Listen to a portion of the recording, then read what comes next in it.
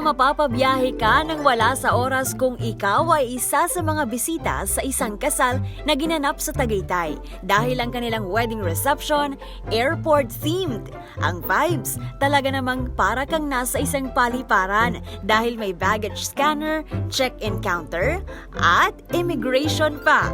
Maging ang invitation sa reception nakadisenyo bilang isang boarding pass.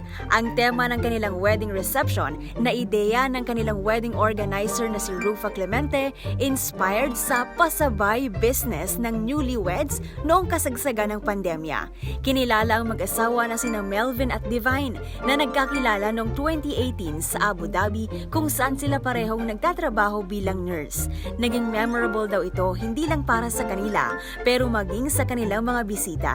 Ilan pang araw sa mga ito na hindi pa nakakabiyahe sa ibang bansa ay talagang na-amaze dahil naranasan daw nila kung ano ang pakiramdam ng nasa airport.